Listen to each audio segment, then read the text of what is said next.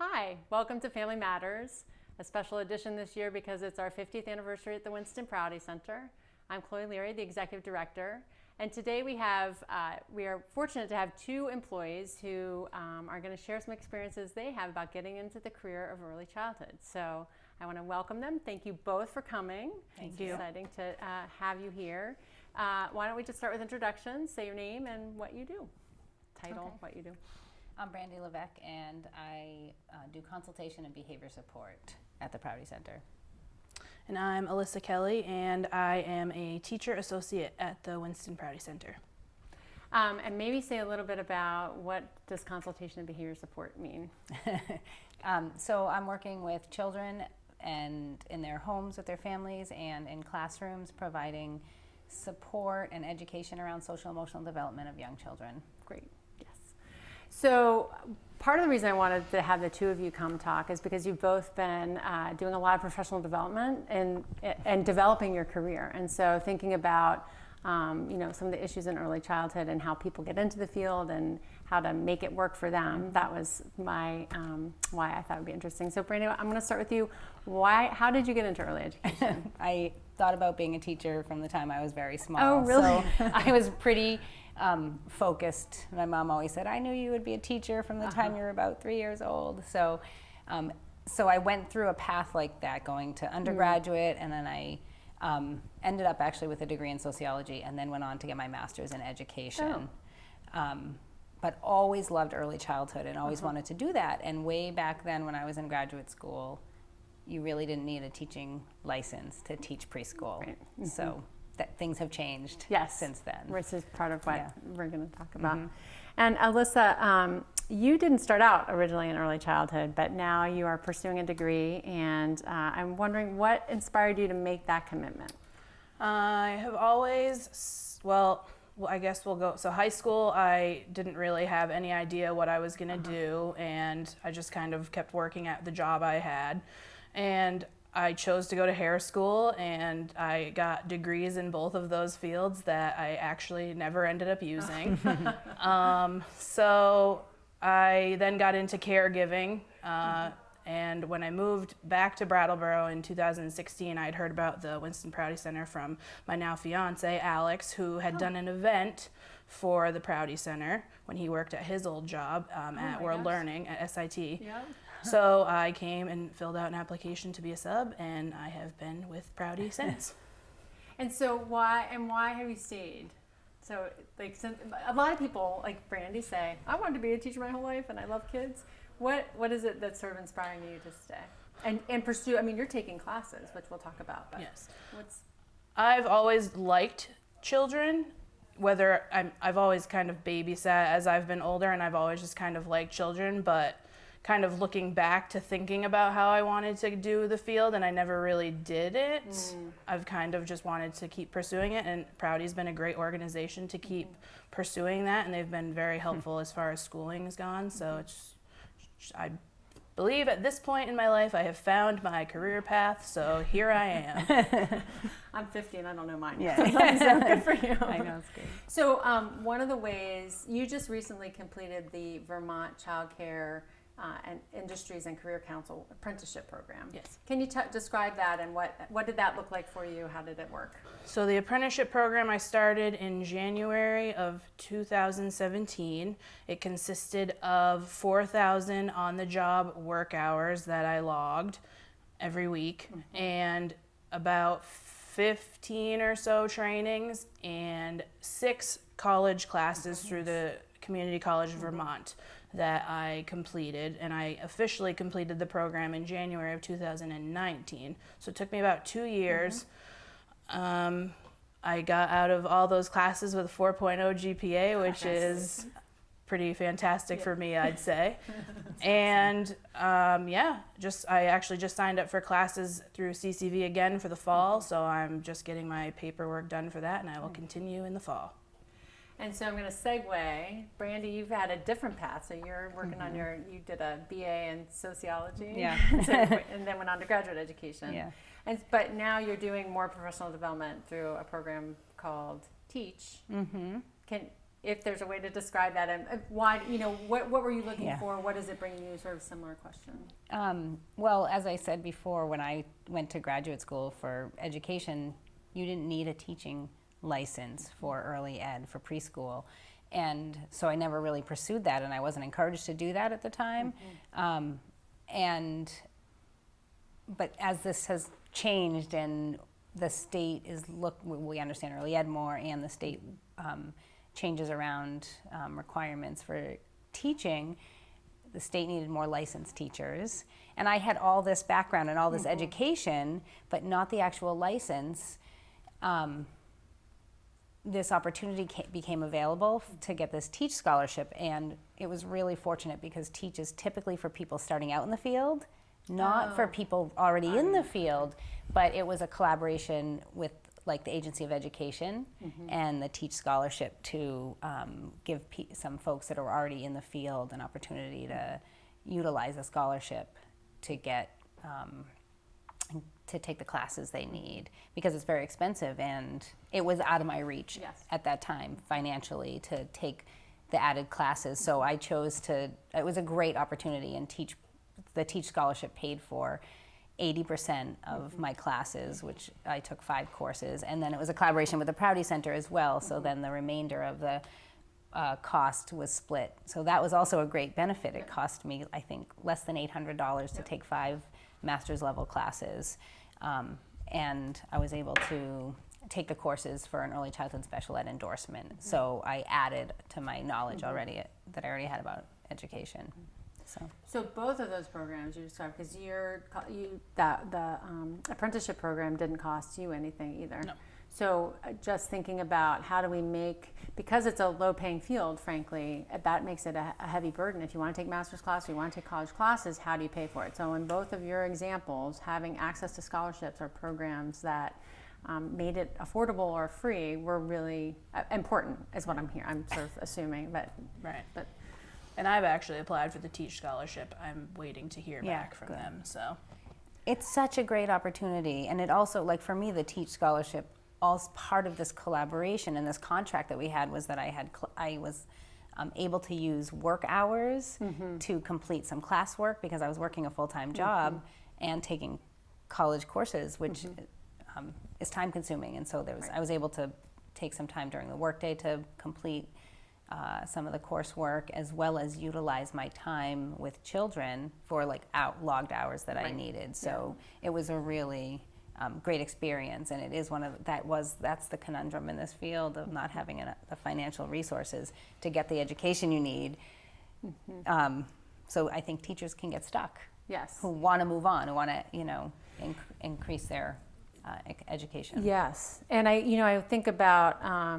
It occurred to me recently that having a variety of pathways for people to get to that level of professional development is going to be really important, because, Alyssa, you're in a different place in your life than somebody who's been in the field for 30 years and might need, being a home provider, and they're like, how are they, and if you don't work in an organization that maybe supports with time off or financial resources or letting your work align, somehow with the program. So there are, I think, lots of different barriers that can crop up for people. So just thinking about how best to meet that need. So actually the budget, if it gets signed, includes $300,000 to continue the Teach or a Teach-like scholarship for people, which is great. It's one-time money. So we'll see. I do think that we're fortunate this year for, there's been a lot of investment in early childhood. Not enough, but we're on the right path. We're on the path. So, when you, Alyssa, when you think about the apprenticeship program, as you look ahead to your next steps and taking classes, what are some of the challenges for you in accessing the professional development? I would say, challenges, I guess we'll see what happens when my classes actually roll around, because the apprenticeship program, you only had to take 1 class a semester, so it wasn't a huge burden. But to get my degree accomplished a bit quicker, I'm going to go and take 2 classes a semester. So we'll see how that goes. I think I'll be all right. Do you have the option to dial it back to 1 if you want? Like, that's your own? I could do 1 if I wanted to. But just so I can get it done. I'm glad I have the opportunity to go to school, but I don't want to do it for Forever. for a long time. Yeah. So Yeah. I just have chosen to take 2 classes just to kind of speed up the process. I have 18 credits right now, and you need 60 just for an associate's degree. So Wow. it's going to take me a little bit of time. Yeah. Yeah, that's a lot.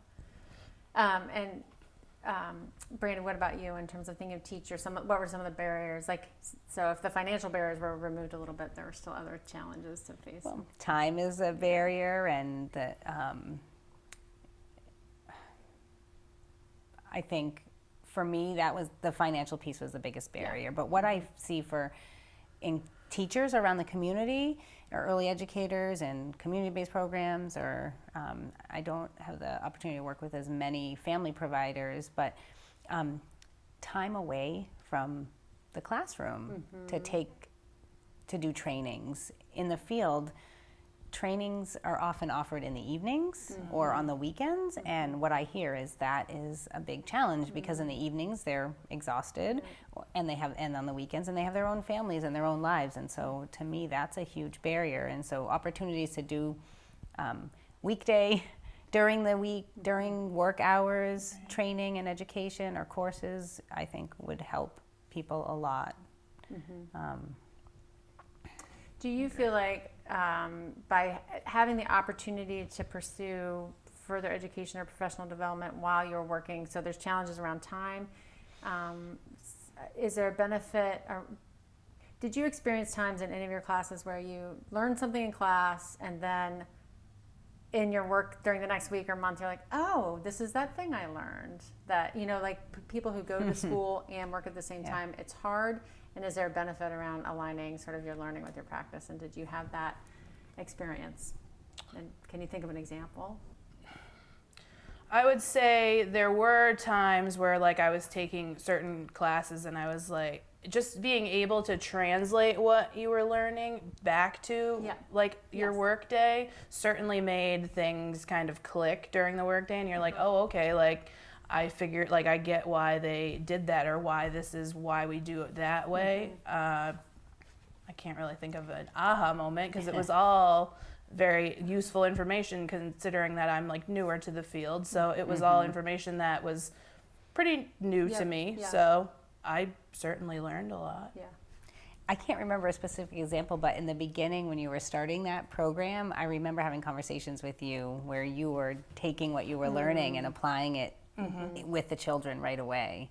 So I can't remember the conversation, but I remember talking with you on the playground one time and just you talking about that and being able to apply it right away. I think that's the best. The hands-on, like not everybody is like a textbook learner or a classroom learner, and so I love the combination of kind of classroom, based, and then doing your work day to day and being able to apply what you know. And so I felt like I definitely was able to consistently take what I was learning in the classroom and apply it to take what I was reading and apply it to my day-to-day work. That seems really valuable. Yeah. And again, back to that mixed delivery system in the sense of realizing that adult learners have lots of different sort of modalities for learning and how to apply that. I don't know if you are aware, the Wyndham Regional Career Center had an early childhood track, but that was ended. So we're working hard in our community to see if we can bring it back. And one of the pieces of that, I think it always required some sort of internship or learning, but I think it's going to, if we propose something, it'll be much more robust. So just thinking about, because I also think, I don't know if you've experienced this, some people get into it because I love kids, I love playing with kids, and then they're like, they get into the class and like, maybe not so much, but they've done all this work to get to be a teacher. So I was really sad to hear about that program ending and think that might even be a dream job to me, to be a teacher of those high school students. When I was in high school, I went to a really big high school, and it was a vocational high school, so we had a preschool in our high school, which I actually went to as a preschooler. Oh my gosh. And then in high school worked in it, and while I was answering the last question, I was thinking about that in terms of like learning and then applying, and the process when I was there was you'd spend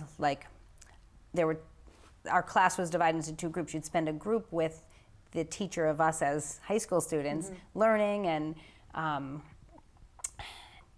and then the next week you would, which was in like this room with one-way glass, so we could observe children, observe the preschool, and then the next week you'd be in the preschool with the children, learning and practicing what you knew. And I remember from preschool, like the teenager that was my teenager. You do? Yes. Like I thought she was mine, you know? Yeah. Like it was like, and so we were, it was like constant of like learning and then applying, learning, then applying. And it was an amazing program, you know, lots of different people from, it was a huge high school, lots of people with lots of different backgrounds, like coming together to learn this skill. And then we did that again, but went into elementary classrooms. And so I would love to see that program come back to the high school. One of the things that I've been thinking about in terms of professional development is there are some things that are hard to learn in a book or in a classroom about how to be with kids or what are relationships like, and so I had the opportunity to hear Dr. Jun Lei Lee, who is he worked at the Fred Rogers Center, and he's a visiting professor at Harvard, a full professor. And he was talking about the key ingredient being relationships. He uses metaphor of toothpaste. So fluoride is like the key ingredient, and then there are a bunch of inactive ingredients, which are all important. It's not that they're not important, but they're useless without the key ingredient. And his hypothesis is the key ingredient is human relationship.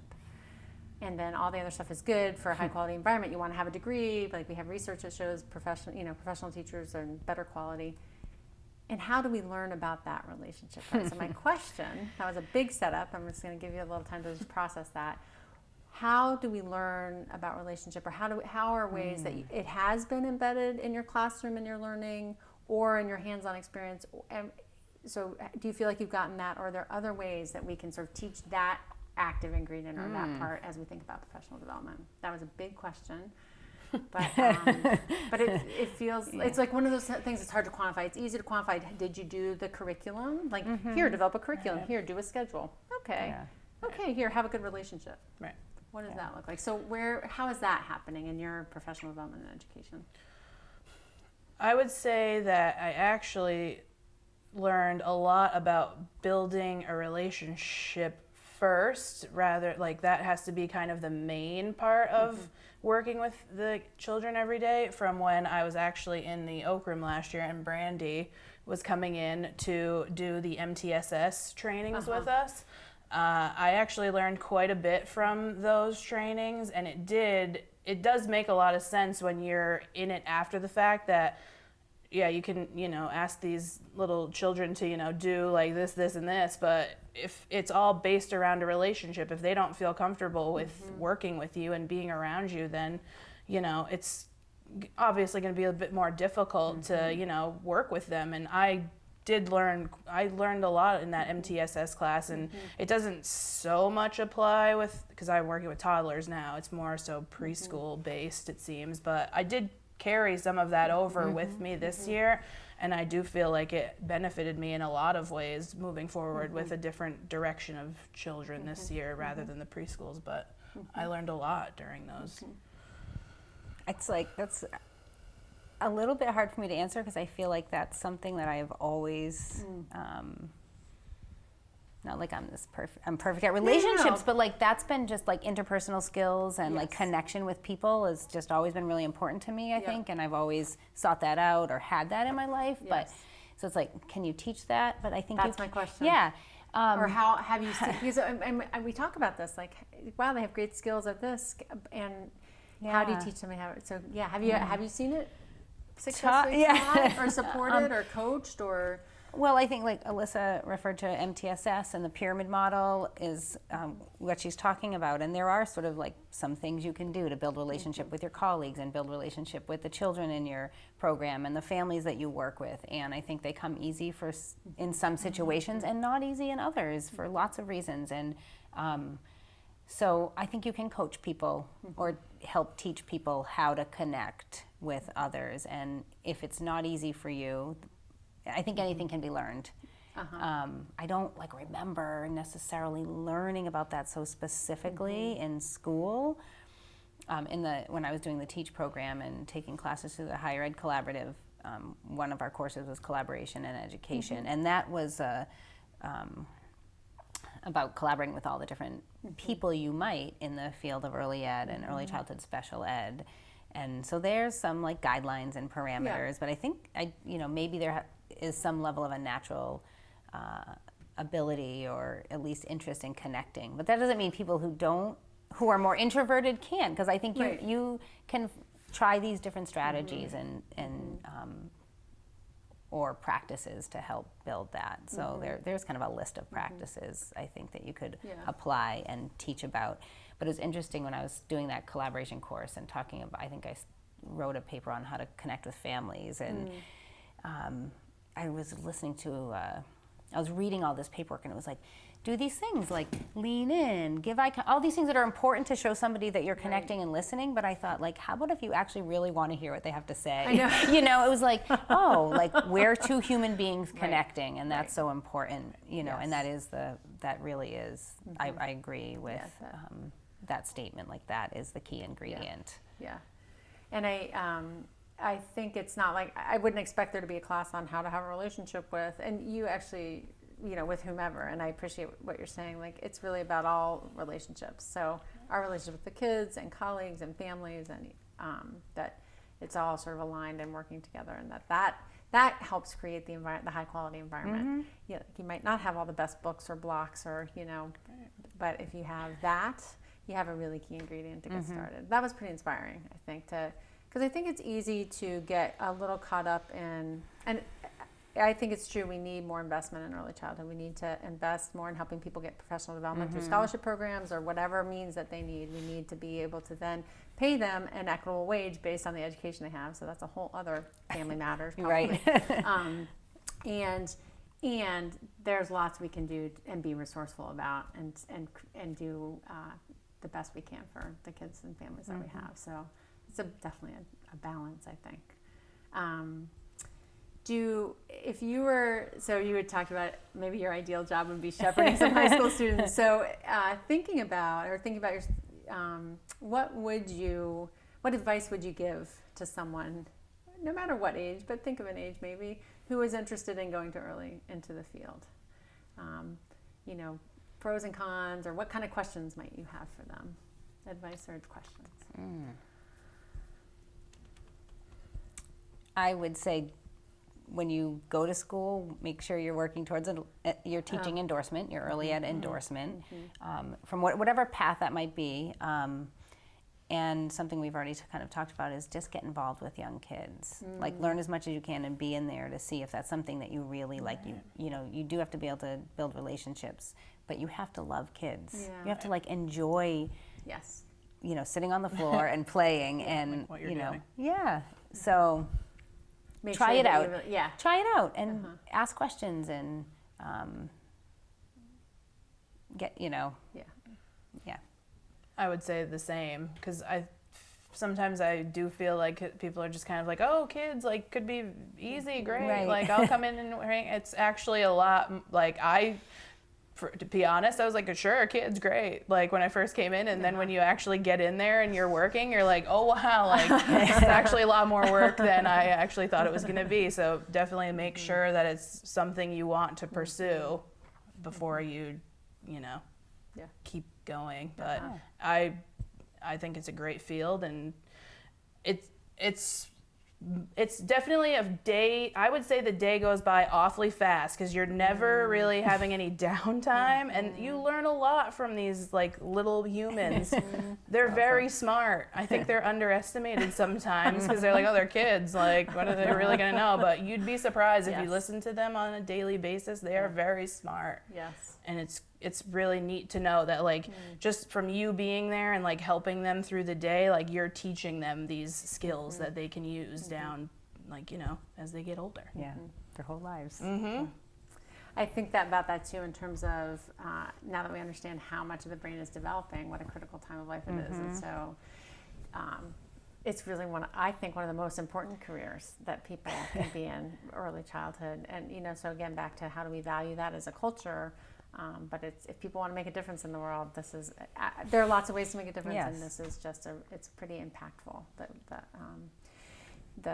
what teachers, and I think early childhood, we've been talking about early education and teachers. You're not in a classroom right now. So I think when you think in 5 years of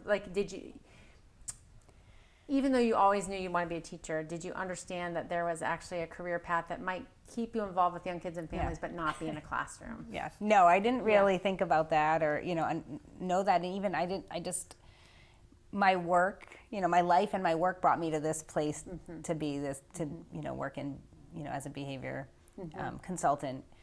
But I think that's one of the pieces is like, we say, I want to be a teacher, but there are so many different jobs and roles you can play that are involved in early education that might include sort of direct service like I do, but not a classroom teacher, or not necessarily direct service, but helping to run a program, or the many other jobs that are part of the early education delivery system. Yeah. And Alyssa, when you think about we were talking about getting down on the floor, and it's kind of exhausting. There's a point in people's careers, I think, where they're like, wow, I'm not sure I can keep being in the classroom. Some people stay in forever, and it's fine. Where do you fall? Like, do you think about that? Like 5 years, 10 years, if you're going to be committed to this field, where do you see yourself going? I'd say I can see myself being in this field for a long time. I kind of have set a goal for myself for the next 5 or so years. I'd like to have my bachelor's degree and my teaching license by then. I'm still trying to figure out if there's I guess you could call it a subcategory of early ed, like special ed, or what kind of a direction I'd want to go in. But I see myself staying in this field. It's been great, and I've enjoyed it fully. But in terms of staying in the classroom or not, do you have a sense of? You have a sense of there are other careers other than being in the classroom. I personally like the classroom. I would be open to exploring different options, but I do like the classroom. I like being with the kids, and I like being in the room. Yeah, no, they're a lot of fun. It's very energizing. It is. Extra energizing sometimes. Yeah. Do you feel like, one more question, I think we have a little bit of time. Do you feel like we have made progress in terms of early childhood being respected as a profession? Or have we made, how far do we have to go? Where are we on that continuum? Where are we on the continuum? I think we're making progress. And it feels like in our state, we're working really hard to improve continue to improve the quality of early education opportunities. And I think there needs to be, and at some level I think there is, but a focus on a little bit more on the practitioner and the professional side of it, in terms of, I guess and the understanding that we're professionals. The work, I say it's not for the faint of heart. No. It's exhausting. It's exciting and rewarding, but it's exhausting work. And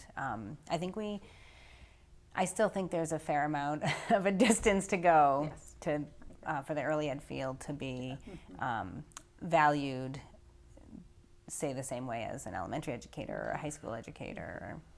I will say that Vermont, I feel like, is much more gung-ho about early ed than other states I have seen. They're very into wanting to push the early ed field, which I think is great for people who want to get into the field.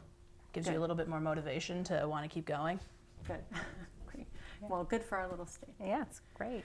So thank you so much. We're out of time. Thank you for joining us for another episode of Family Matters, and we'll see you next time.